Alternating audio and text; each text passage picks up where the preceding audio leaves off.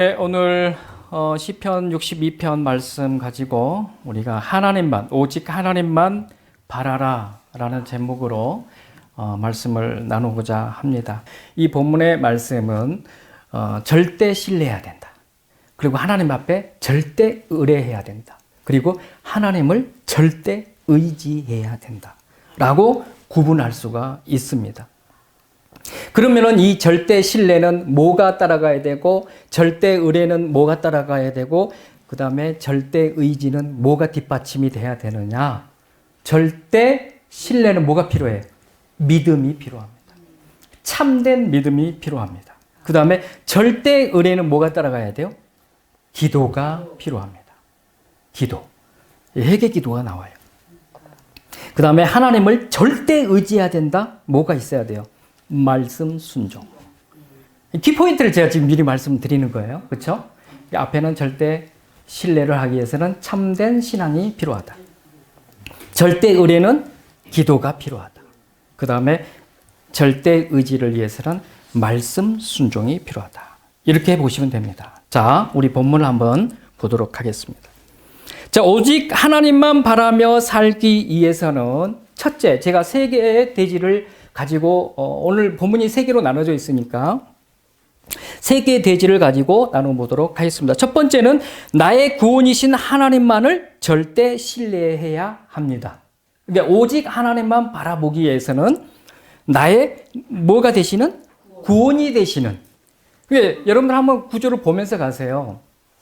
절대 신뢰는 믿음이었는데 앞에 그 하나님의 속성은 구원의 하나님이십니다. 구원의 하나님이 나의 절대 신뢰가 되어야 된다는 거죠. 그래서 하나님만 바라보기 위해서는 절대적으로 나의 구원이신 하나님을 신뢰해야 된다. 자, 다윗이 그러면 어떻게 신뢰를 했을까? 그렇죠? 다윗이 정말 하나님 앞에 어떻게 신뢰를 해서 승리자가 되었을까? 본문을 중심으로 한번 보도록 하겠습니다.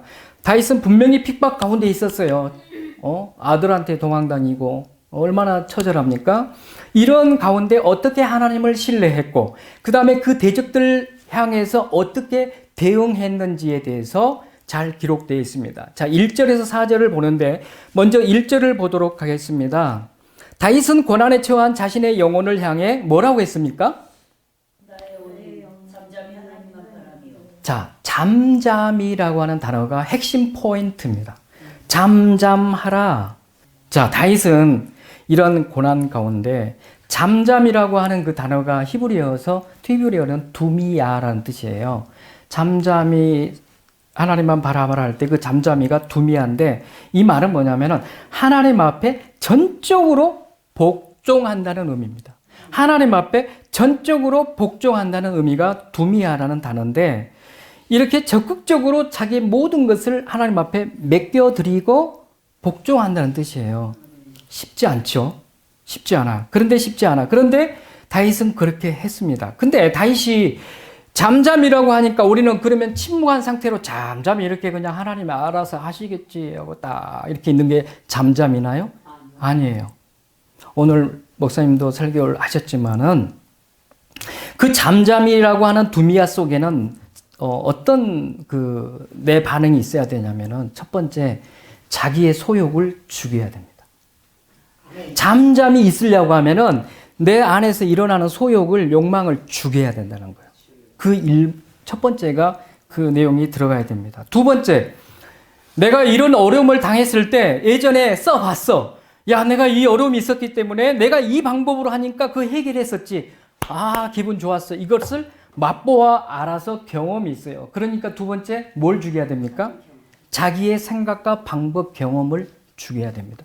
다윗은 잠잠히 이렇게 가만히 멍 때리고 있는 게 아니었어요. 자기 소욕과 욕망을 죽이고, 두 번째, 자기의 생각과 방법을, 경험을 내려놓고, 세 번째, 다른 사람, 우리 어때요? 어려움 당하면 어때요? 다른 사람 누가 도와줄 사람 없을까? 내 형제 없을까? 내 주변에 아는 사람 없을까? 돈이나 좀 빌려볼까? 별의별 생각 다 들어요. 그때 다윗은요, 다른 사람들을 의지하지 않고라는 단어가 들어갑니다. 잠잠이 속에서 우리의 영성이 이 세 가지가 들어가야 돼요. 하나님을 향한 그 믿음, 절대적인 믿음이라고 그래요. 이게 참된 믿음입니다.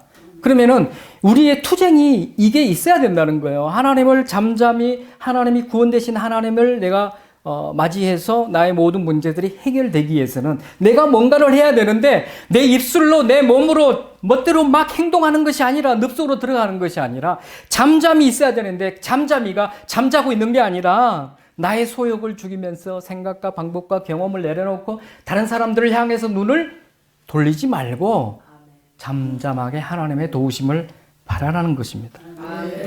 다윗은 이렇게 해서 그 상태를 이겨낼 수 있었고 절대 신뢰할 수 있게 되었던 겁니다. 하나님의 주권을 겸손하게 받아들이고 그것을 고백하는, 온 마음으로 고백하는 것이 바로 참된 믿음입니다. 참된 믿음. 요란해봤자 안 된다니까요. 우리가 아무리 발버둥 쳐도 그 방법 없다니까요. 저는 해봐서 알아요. 안 돼요. 그냥 소동만 있을 뿐이지 구원은 없습니다. 어려운 환경 속에서 잠잠히 하나님만 바라면 하나님께 대한 견고한 믿음이 있을 때 가능합니다. 견고해야 돼요. 믿음이 튼튼해야 된다는 겁니다. 뭐 나는 예수 믿으니까 구원받았다. 나는 믿음 있는 사람이야. 나 열심히 예배드리고 열심히 새벽 기도하고 저도 새벽 기도에 나가서 2시간씩 매일 무릎 꿇고 기도한 사람이었어요. 근데 안 바뀌면 말짱꽝이잖아요. 그렇죠? 네. 그래서 이렇게 자기의 어떤 투쟁적 삶이 필요한데 그 잠잠이 속에 들어가 있습니다. 환난을 당할 때 그 상황에 대처하는 이 다윗의 초연한 자세는 진리를 아는 자의 성숙한 모습입니다. 우리가 진리를 추구하죠. 우리가 진리를 정말 안다고 하면은요, 이런 성숙한 모습이 우리 가운데 나타나야 된다는 겁니다. 이사야서 30장 15절에 보면은요, 하나님께서 너희가 돌이켜 조용히 있어야 구원을 얻을 것이요 잠잠하고 신뢰하여야 힘을 얻을 것이거늘 너희들은 나를 원하지 않았다라고 이사야서 30장 15절에 말씀하고 있어요. 그러면은 뭡니까? 대부분의 하나님 믿는 백성들이 이와 같이 조용히 하나님을 바라보면서 하나님이 나의 구원이 되고 나의 힘이 되어야 되는데 그렇지 않대요. 그런데 이 본문을 이사야 30장 15절을 보면은 그들이 누구의 도움을 바라고 나갔냐면 애굽의 도움을 바라고 나가는 장면이 기록되어 있습니다. 이거는 뭡니까? 하나님의 말씀을 경멸하는 행위입니다. 그러니까 우리가 조용히 하나님의 구원을 바라지 못하고 내 마음대로 내 생각대로 내 방법대로 살아간다는 것은 하나님의 말씀을 경멸히 여기는 것 뿐만 아니라 하나님을 신뢰하지 못하는 믿음 없는 모습이라는 겁니다. 하나님은 홍해 앞에 선 이스라엘 백성들을 향해서 모세에게 그렇게 외치라고 하잖아요. 출애굽기 14장 13절 14절에 보면은 여호와께서 오늘 너희를 위하여 행하시는 구원을 보라. 여호와께서 너희를 위하여 싸우시리니 너희는 가만히 있을지어다. 그러면 가만히 있을 때 그들이 가만히 있어서는 안 된다는 거예요. 어떻게 해야 돼요? 다윗과 같이 자기의 소욕, 불안함, 초조함을 다 내려놓고 자기 방법을 찾으려고 하지 않고 하나님, 다른 사람을 의지하지 않고 찾지 않고 가는 그 모습을 말하는 겁니다. 잠잠히 속에 이러한 단어가 우리 삶을 어떻게 살아야 될지 다윗을 통해서 가르쳐주고 있습니다. 자, 오직 하나님만 바라기 위해서 두 번째, 그러니까 구원이신 하나님을 신뢰하기 위해서는 작은 두 번째, 고난 중에도 요동하지 말아야 됩니다. 고난 중에도. 근데 여러분들 어때요? 전혀 요동 안 되던가요? 요동해요. 바리바리 떨기도 하고, 이 어떡하지 막 요동해요. 우리가 살아가면서 누구나 흔들릴 수 있습니다. 안 흔들리면 이상하죠. 흔들리기 위해 살아가는 거예요. 흔들리지 않으면 어떻게 돼요? 꺾어져 버려요. 그렇죠? 대나무 부러지듯이. 근데 흔들리되 넘어지지 않는 비결이 있어요. 이게 하나님을 향한 신앙 고백이 있어야 된다는 거예요. 신앙 고백이 있을 뿐만 아니라 인자하신 하나님 앞에 우리의 신실한 삶의 모습이 있어야 된다는 거예요. 이때 하나님과 우리의 관계가 올바른 관계가 형성이 됩니다. 이때 우리가 요동하지 않습니다. 하나님에 대한 신뢰가 없어요. 하나님이 나의 어떤 하나님인가를 몰라요. 그러니까 요동치는 거예요. 근데 오늘 다윗은 뭐라고 하죠? 반석이 되시는 하나님, 그 다음에 뭐가 있어요? 요새가 되시는 하나님, 구원이 되시는 하나님, 이 하나님을 향한 믿음을 고백합니다. 신앙을 고백합니다. 그러니까 요동하지 않습니다. 반석이 되신 하나님은 뭘 의미하죠? 피난처를 제공하시는 하나님의 은혜를 상징하는 겁니다. 반석은 그 히브리어로 추르라고 그래. 추르. 거대한 암석이다.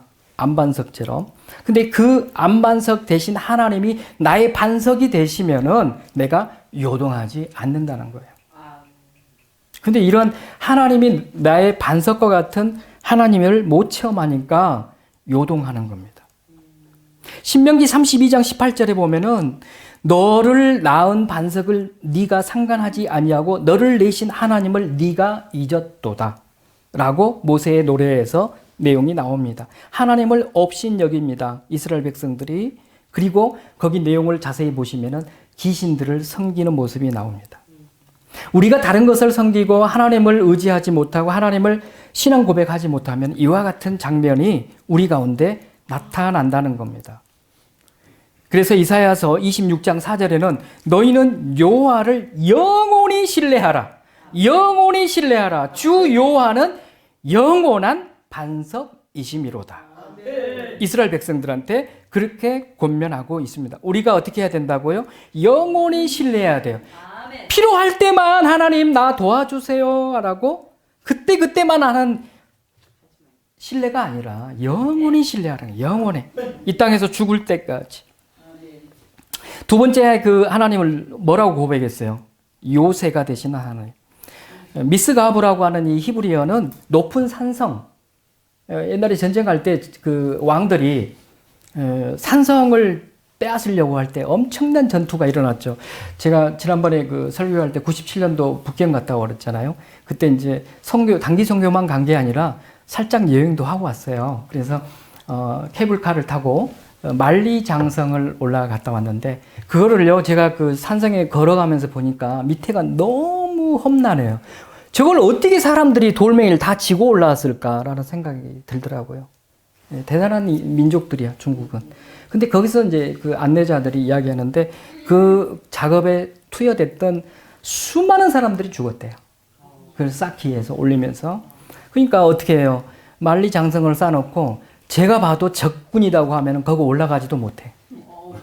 올라가기도 전에 지쳐. 그런 높이에다가 4,000km를 만리장성을 쌓아가지고 지네들 무기가 왔다 갔다 할 수 있게 또 통로를 만들어놨더라고요. 야 대단하다. 우리는 뭐 남한산성도 가보지만 조그맣잖아요. 그렇죠? 아주 거기다 배우면 아주 그냥 아름다운 성이야. 진짜 조그매요. 근데 거기는 어마어마해. 이게 뭐냐면은 다윗은 가장 안전한 요새로 하나님을 나의 요새 삼았다는 거예요. 그것 때문에 너무 기쁘다는 거예요. 여러분들 이런 고백해 보셨나요? 다윗처럼? 나의 산성, 나의 요새가 되시는 분은 하나님인데 만리장성과 게임이 되겠냐고요. 하나님이 나를 그렇게 다윗은 고백하고 있는 거예요. 내가 그러한 피난처를 소유했다. 그분이 바로 나의 하나님이시다. 하나님이 나의 그러한 피난처고 요새가 됐다는 것에 기뻐하고 있는 장면입니다. 그러니까 요동하지 않죠. 그렇죠? 여러분들 이런 기쁨 누려야 됩니다. 구원이 되시는 하나님. 구원이 되시는 것은 전반적 구원을 의미하죠. 물론 여기서는 이제 대적으로부터의 구원이 되겠지만, 환경으로부터 어려움으로부터 구원이 되겠지만은, 여기서 구원하는 그 하나님은 전반적으로 보면은 우리의 영과 혼과 모든 것을 다 구원해 주시는 하나님이라는 것을 다윗은 고백하고 있습니다. 근데 구원받은 자들도 어떻게 해요? 흔들리죠. 그렇죠? 구원받은 자들도 흔들릴 뿐만 아니라 시험을 받게 된다는 겁니다. 그래서 2절에 보세요. 내가 크게 흔들리지 아니하리로다. 이 크게라고 하는 그 히브리어가 라빠인데요. 풍부한, 수많은 이렇게 뜻이 있습니다. 그런데 이 말은 뭐냐면은 하나님을 향한 신뢰가 결코 변하지 않을 것이다라는 의미가 들어가 있습니다. 다윗은 흔들렸습니다. 사실은 흔들렸죠. 왜요? 다윗은 간음했잖아요. 살인했잖아요. 거짓말에 제약을 지었잖아요. 밧세바를 통해서도. 흔들렸어요. 시험을 받았어요. 그럼에도 불구하고 다윗이 위대한 하나님의 사람이 된 것은 그 죄악에서 돌이켜서 회개했다는 사실입니다. 절대적으로 우리한테 중요한 것은 회개해야 됩니다. 신자의 회개. 신자의 회개가 늘 있어야 됩니다. 그렇게 회개했을 때 자신의 영적 승리를 했고, 첫 번째. 두 번째, 회개했을 때 하나님의 거룩한 나라의 왕으로서의 소임을 잘 감당하게 되었습니다.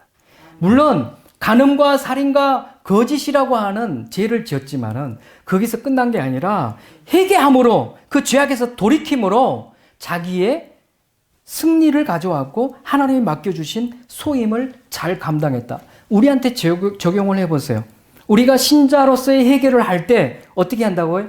영적 승리를 우리 스스로 영적 승리를 가질 뿐만 아니라 하나님이 우리에게 맡겨주신 소임을 다시 회복해서 다 감당하고 천국 가게 된다는 겁니다. 그 소임을 잘 감당하기 위해서는 어떻게 해야 된다고요? 회개해야 된다는 거예요.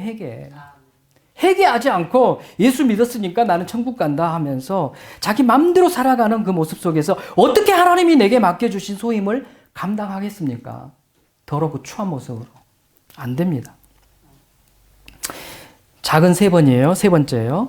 사람과 상황을 넘어서 시선을 하나님께로 향해야 된다는 겁니다.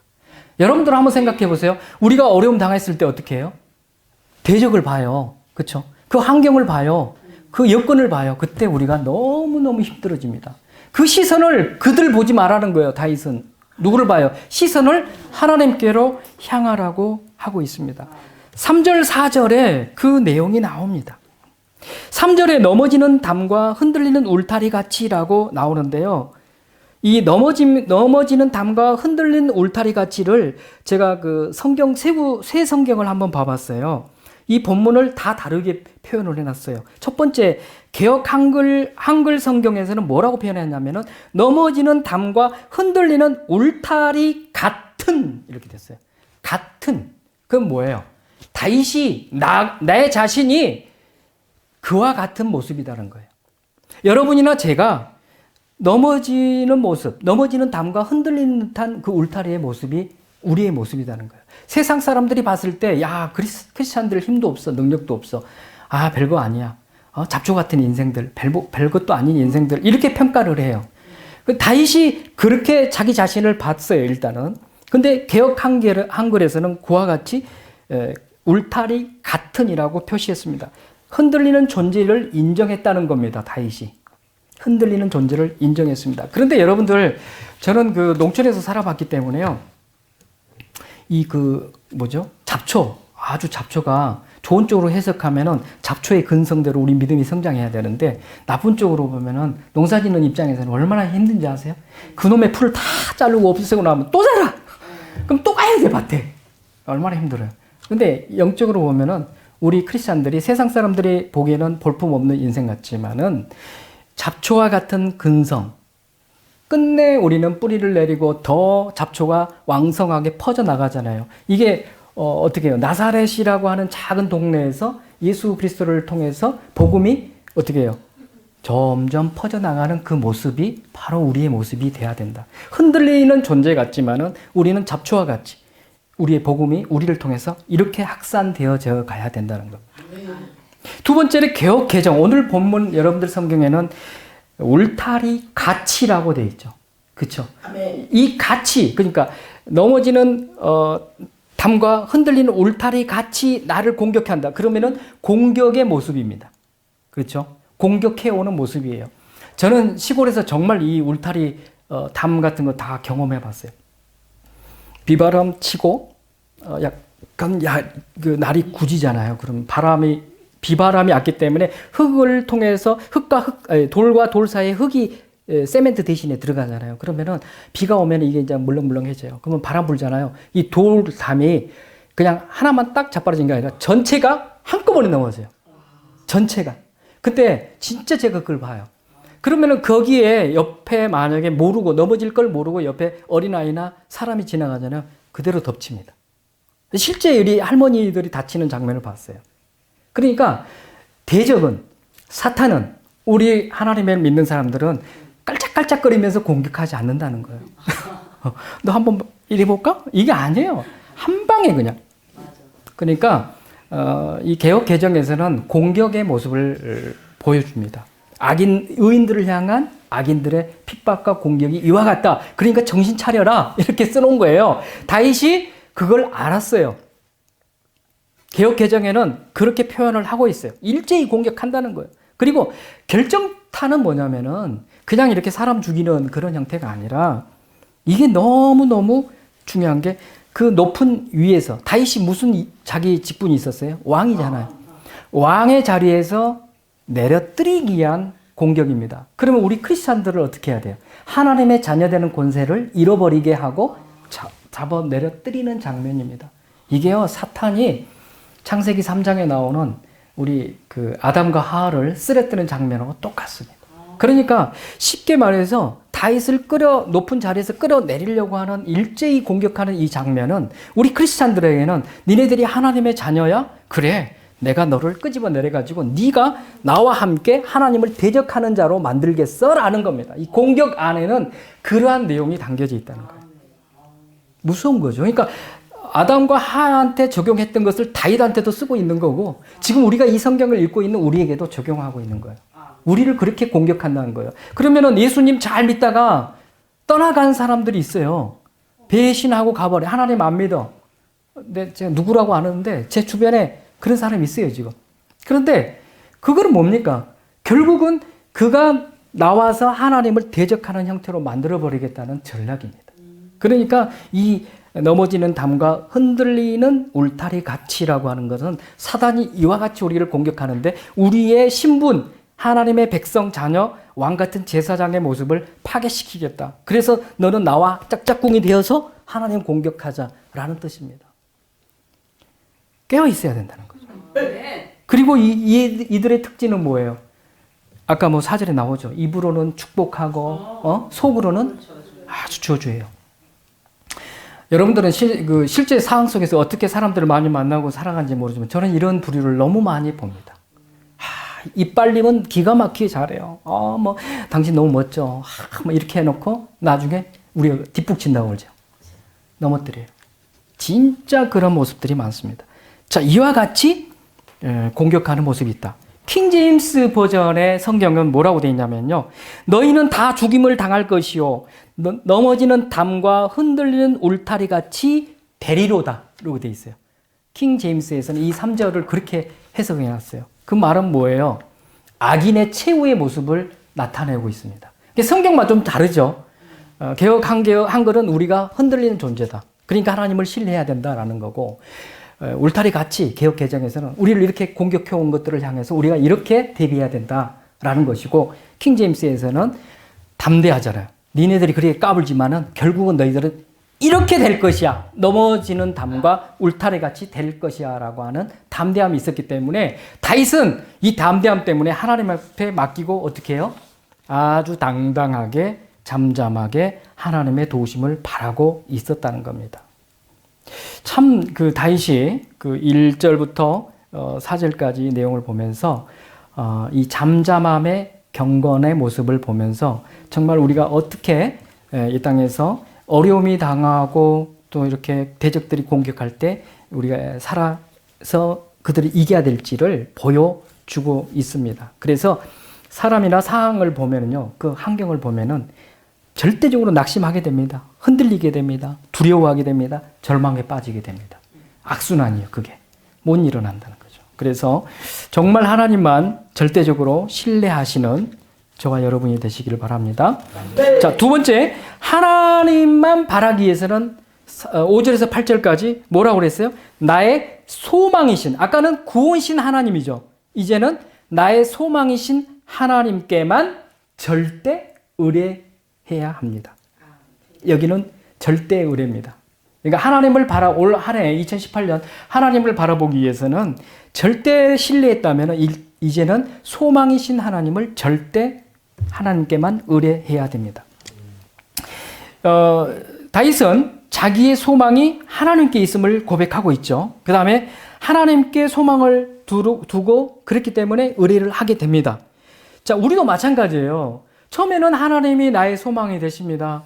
하나님, 내가 하나님을 의뢰합니다. 하나님께 의뢰합니다 하고 의뢰를 했는데 하나님이 그 반응이 전혀 안 와. 내 시간대에 안 와. 근데 급해져. 그럼 어떻게 해요? 사울 왕처럼 지가 제사 지는 것처럼 우리는 그러면 다른 길을 찾아 나가죠. 이게 다른 방면으로 분주함을 향해 나갈 때 이게 불신이라는 겁니다. 우리의 불신이에요. 하나님을 끝까지 못 기다려. 의뢰를 했으면 기다려야 되는데 그렇지 못하다는 거죠. 이게 5절에서부터 8절인데 5절, 6절을 보면은 1절과 2절하고 비슷하죠. 본문을 좀 보시면서 내적 분위기는 다르죠. 그렇죠? 1절, 2절에는 평강을 얻으려고 다윗이 노력하는 모습이 보여져요. 그런데 5절, 6절에서는 그 노력의 결과가 평강으로 확신에 찬 모습으로 나타나는 것이 기록되어 있습니다. 5절은 1절에 그 평서문으로 기록되어 있다면은 1절에서는 평서문이다면은 5절은 명령문으로 됐죠. 바라라. 그렇죠? 예, 바라라라고 돼 있잖아. 명령문으로 돼 있잖아. 자기 자신을 하나님 앞에 다시 세우려고 하는 촉구하는 말이죠. 그렇죠? 1절에서는 구원의 하나님이었는데 여기서는 소망의 하나님으로 바뀌어 있죠. 그리고 내가 크게 흔들리지 아니하겠다라고 하는 2절에 크게라는 단어가 있는데 6절에는 크게가 빠지고 내가 흔들리지 아니하겠다라고 표시되어 있습니다. 자, 이러한 어떤 하나님을 절대적으로 신뢰한 가운데 크게라고 하는 단어가 빠졌다는 것은 조그마한 일시적인 요동성이 없어졌다는 거예요. 영적으로 뭔가가 좀 안정감 있어 보이잖아요. 그렇죠? 6절에서는 내가 흔들리지 아니하겠다. 이제 완전한 확신에 찬 말로 바뀌어져 있다는 겁니다. 왜? 하나님을 절대적으로 신뢰한 그 사건이 있었기 때문에 그렇습니다. 자, 그래서 다윗은 이와 같이 모든 육적 성향을 억제하고 자신을 전적으로 하나님 뜻에 복종시키고 또 스스로를 격려하면서 이 침묵의 은혜로 한 걸음 더 나아갔던 장면이 5절, 6절에서 나옵니다. 이렇게 성도들이 그 마음을 가라앉히는 데는 뭐가 필요합니까? 투쟁이 필요합니다. 투쟁이 필요합니다. 투쟁 없이는 되지 않는다고 칼빈이 그렇게 이야기를 했습니다. 그러니까 어떤 투쟁 없이 뭔가 얻어진다는 것은 있을 수 없다라고 칼빈 이야기해 놨더라고요. 그래서 우리가 이러한 신뢰를 했을 때 실제적으로 우리가 이러한 안정감, 크게 흔들렸던 모습이 이제는 흔들림 없는 또 명령문으로 바뀔 만큼 자기 자신이 강해져서 모습을 볼 수 있다. 그래서 7절에 보면은 나의 구원과 영광이 하나님께 있으며 이거는 3절과 대칭이 됩니다. 3절은 약간 비참한 모습이 있었지만은 이제 7절에서는 소망적인 모습이 넘치고 확신에 찬 모습이 나옵니다. 하나님께 의뢰하는 자에게 보장되는 복은 뭐가 있죠? 본문에 보면은 구원과 영광입니다. 하나님께 의뢰하는 자에게 주어지는 복이 바로 구원과 영광입니다. 이 구원은 뭐냐면은 모반자들, 대적자들의 공격으로부터 목숨을 보존하는 그런 구원이라고 하면은 영광은 하나님의 사역으로 인해서 성도의 신분이 회복되는 거. 아까 제가 말씀드렸잖아요. 그러니까 구원과 영광이 회복되어진단 말은 성도들한테 적용하면은 이제 하나님 앞에 하나님의 궁극적인 구원이 우리에게 이루어지고 하나님의 백성으로서 누릴 영광이 있다는 것을 예표하고 있습니다. 그러면은 구원과 영광을 우리가 얻기 위해서는 어떻게 해야 된다고요? 하나님 앞에 의뢰하는 자가 되어야 된다라고 지금 본문은 말씀하고 있습니다. 자, 그러면은 아까 절대 의뢰하기 위해서는 하나님 앞에 절대적으로 의뢰하기 위해서는 첫 번째 어떻게 해야 되냐? 영적인 삶을 추구해야 됩니다. 5절에 나옵니다. 나의 영혼아. 나의 영혼아. 영적인 것을 추구하죠. 나의 영혼아. 자, 다윗이 자신의 명예와 어떠한 부를 위해서 하나님을 향해서 잠잠하고 하나님을 바라본 거 아닙니다. 나의 영혼을 위해서 하나님 앞에 나아가서 하나님을 의뢰하고 바라봤다는 거죠. 그러니까 자기의 영혼을 위해서 하나님을 바라봤다는 거예요. 그럼 우리가 하나님을 올 한 해 바라보면서 살아갈 때 내 육신의 정욕을 위해서 아니면 내 삶에 필요한 것들을 위해서 하나님 앞에 나아갈 것이냐? 아니다는 거죠. 다윗은 자기 영혼을 위해서 하나님을 의뢰했다는 겁니다. 자기 영혼을 신경 써야 돼요. 영혼을. 그 다음에 그러니까 영적인 삶을 추구한 모습이 다윗에서 나왔고 두 번째는 자기 자신을 향해서는 영적인 삶, 하나님을 향해서는 하나님 중심적인 삶을 추구하는 내용이 나옵니다. 5절 보세요. 하나님만 바라라. 그러니까 하나님만 바라라는 말 속에 내 중심적이 아니라 하나님 중심적으로 삶을 바꿨다는 거죠. 하나님을 통하지 않은 영혼의 만족이란 있을 수가 없잖아요. 그렇죠? 영혼은 하나님으로부터 주어졌기 때문에 그렇습니다. 그 영혼을 하나님이 우리에게 주셔서 우리하고 교제하기를 원하신다는 거죠. 본헤퍼가 이런 말을 했어요. 본헤퍼는 그러니까 그 우상들을 섬기는 인간들을 향해서 이런 현상을 뭐라고 했냐면 종교 없는 종족을 찾아보아라. 만약 있다면 그들은 사람이 아니라 짐승이다. 그러니까 하나님을 믿는 사람이든 안 믿는 사람이든 어떻게 해요? 전부 신을 추구한다는 거죠. 신을 추구해요. 그러니까 하나님을 안 믿는 사람이 우상도 섬기지도 않고 다른 신도 섬기지 않는다. 본헤퍼의 말대로 한다면 짐승이라는 거죠. 짐승은 영이 없잖아요. 하나님 우리에게 영혼을 주신 이유는 그 영혼을 우리에게 주시고 우리와 교제하기 위해서 주셨다는 거예요. 하나님이 짐승하고 교제하는 거 아니잖아요. 그렇죠? 그런데 우리 인간들은 어떻게 해요? 하나님을 추구하지 않고 하나님에 의뢰하지 않고 다른 우상을 가거나 다른 것들을 의뢰하게 된다는 거죠. 제가 예수 믿던 그 해에 무당을 찾아가서 제가 108번 절을 연타석으로 2번 했어요. 216번. 다리가 무척 아프더라고요. 그러니까 시키는 대로 이제 산당에 가서 216번을 제가 무당 시키는 대로 했어요.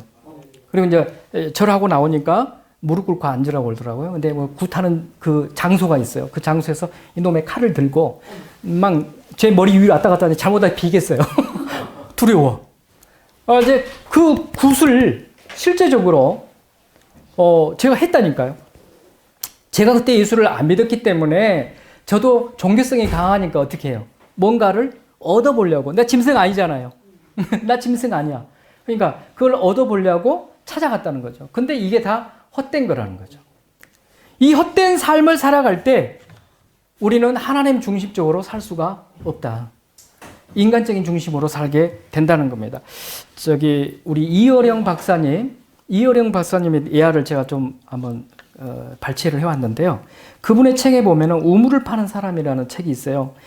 근데 그 책에서 자신의 인생의 목마름을 해결하기 위해 여기저기 우물을 팠노라라고 했습니다.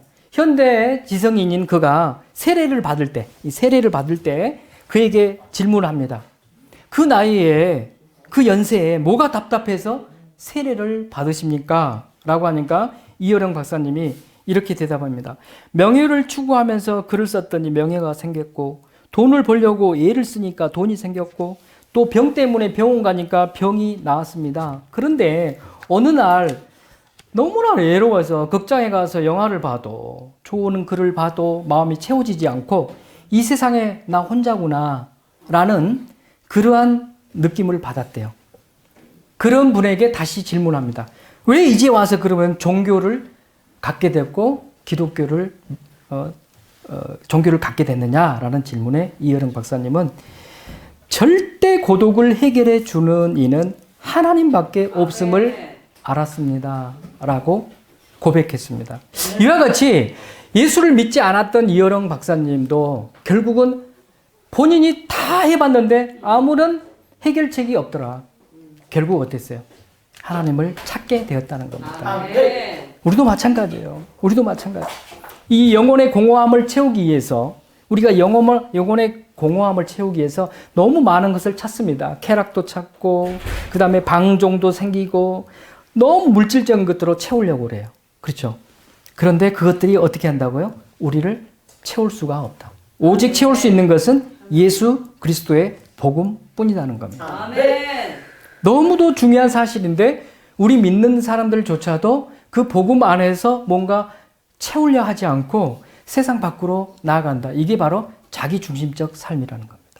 하나님 중심적으로 갔을 때는 복음 안에서 자기의 모든 것을 채울 수 있다. 세 번째, 다윗은 자기 중심 아닌 하나님 중심으로 살았죠. 그런데 이웃사랑의 모습이 있습니다.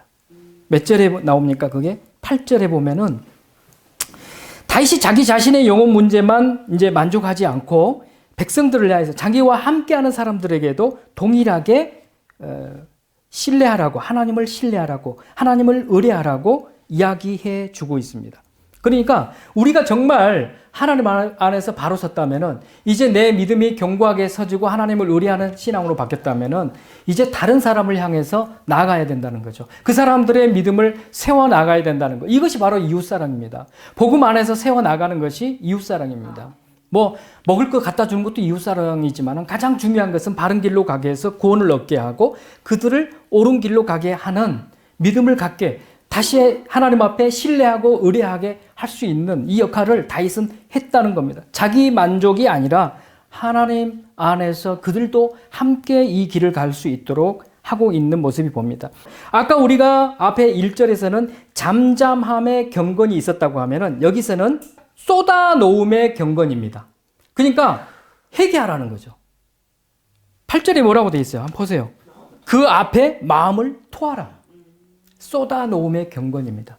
앞에는 뭐라고 했어요? 잠잠하죠. 아무 말 쏟아놓는 것도 없어. 그냥 조용히 있잖아요.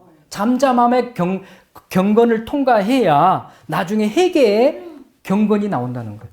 쏟아놓는, 자기의 모든 연약함을 쏟아놓는 경건의 단계로 갈 수 있다는 겁니다. 잠잠함이 없이 그 경건함을 우리가 체험하지 않고 이 단계로 올라가고 하면은 쉽지 않다는 거죠.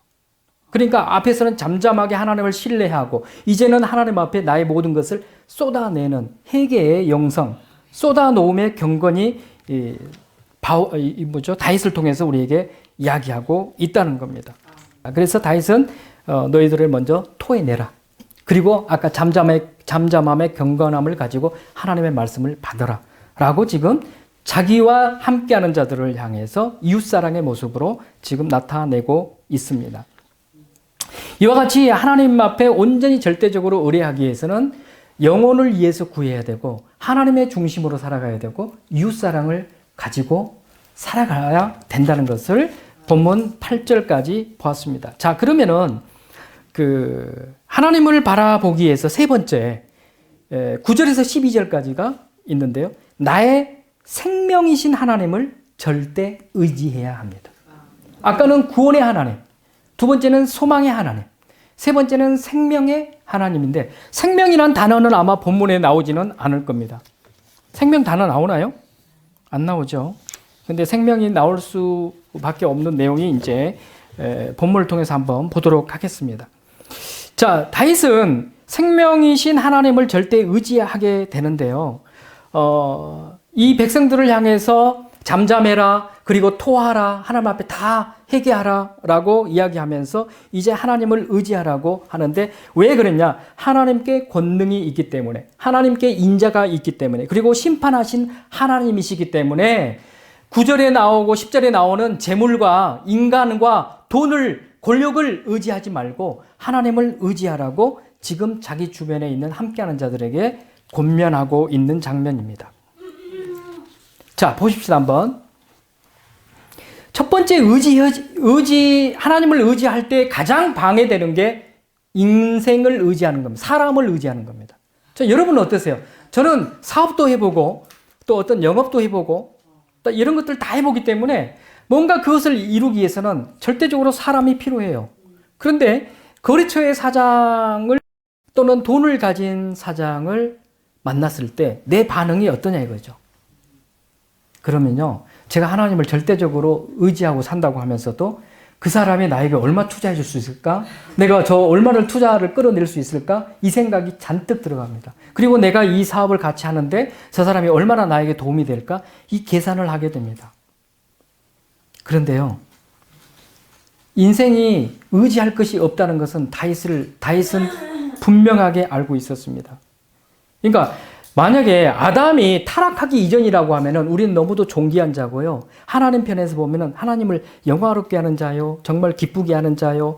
정말 하나님의 형상을 닮은 자로 너무 멋진 인생인데 타락한 이후에는 우리의 그런 모습이 하나도 없어요. 존귀한 자도 없고 보기 좋은 모습도 없고 그 다음에 사악하고 저주와 같은 모습, 죄인된 모습, 이런 사탄을 추종하는 모습, 그런 모습밖에 없었다는 거죠. 예수 그리스도께서 오셔서 우리가 믿음으로 말미암아 회복돼서 그렇지 다윗은 그걸 알았다는 거예요. 그러니까 인생들을 전혀 의지하지 않았다는 거예요. 다윗은 인생들한테 힘이 안 나온다는 것을 알았기 때문에 사람을 절대 의지하지 않았다는 거예요. 소망이 없는 존재라는 것을 알았기 때문에. 그게 몇 절에 나오죠? 저울에 달면 들려서 입김보다 가볍다. 다윗이 그렇게 고백하는 거예요. 사람을 향해서. 사람이 이와 같은 존재니까 인생 의지하지 마. 저울에다가 그 입김 달면은 달아지나요? 아니요. 절대 안 달아주죠. 뭐 손가락으로 눌러도 저울이 눈금이 바뀔까 말까 하는데 해가지고 몇 그램 나가지? 0.1g 안 올라가요. 그게 인생이래요. 아멘. 그런 인생을 뭐하러 의지하느냐 이거예요. 그런 인생을 의지하지 말라는 겁니다. 두 번째 뭘 의지하지 말라고 그랬죠? 권력과 재물을 의지하지 말라. 권력과 재물. 그러니까 다윗은 권력도 의지하지 마라. 재물도 의지하지 마라. 거기에 생명이 있느냐? 없다는 거예요. 거기에 마음을 두지 말지어다라고 돼 있죠. 거기에 마음을 두지 말지어다. 이것은 소망을 거기에다 두지 말라는 거예요. 그것을 소망을 두고 미래에 모든 것을 자기다가 전적으로 거기다 맡기지 말라는 겁니다. 그러니까 아무 도움이 안 된다는 것을 크리스찬들이 삶 속에서 경험해 봐야 돼. 안 경험하면요, 매번 이게 반복이 됩니다. 반복이 돼서 당하고 또 힘들고 안 된다는 거죠.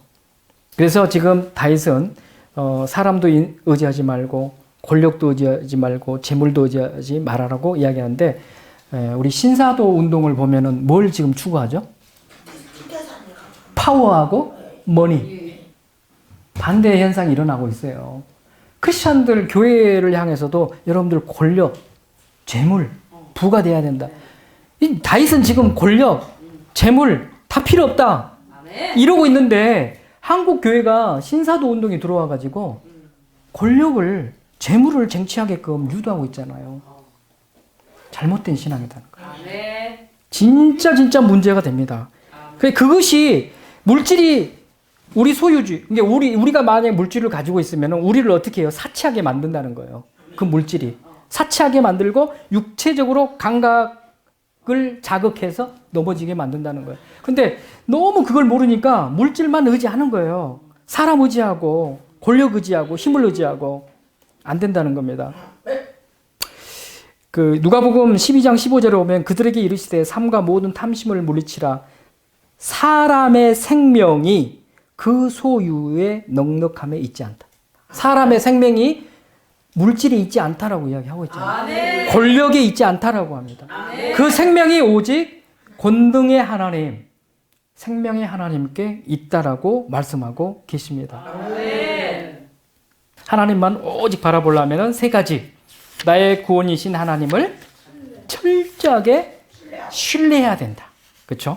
절대적으로 하나님을 신뢰해야 된다. 두 번째, 나의 소망이신 하나님께만 절대 의뢰해야 된다. 그러려면 영적인 삶을 추구해야 되고 하나님의 중심적인 삶을 추구해야 되고 이웃사랑의 삶을 추구해야 된다. 그 다음에 나의 생명이신 하나님을 절대 의지해야 되는데, 그러려고 하면은 인생을 의지하지 말고 권력과 재물을 의지하지 말고 하나님을 의지해야 되는데 어떻게 해야 된다? 하나님의 말씀을 순종해야 된다. 그리고 하나님께 권능이 있음을 알아야 되고 하나님이 내 모든 적들을 심판해 주시고 심판날에 우리는 하나님께 영광 돌릴 수 있다. 이러한 믿음을 가지고 살아갈 때 하나님을 의지할 수 있다라고 결론 내릴 수 있을 것 같습니다. 어찌됐건 신뢰하기 위해서는 참된 믿음이 필요합니다. 그리고 하나님께 의뢰하려고 하면은 기도해야 됩니다. 그 다음에 하나님을 절대 의지하려면 말씀 순종해야 됩니다. 그래서 잠잠함에, 때로는 잠잠함의 경건을 가지고 하나님 앞에 서고, 그때 내 안에 있는 것들을 제거하면서 조용히 있고, 그 다음에 고난 중에도 요동하지 않고 하나님을, 신앙을 고백하면서 신실한 모습으로 서야 되겠다. 그 다음에 사람과 상황과 여건을 보지 말고 오직 시선을 하나님께로만 두고 살아가야 되겠다.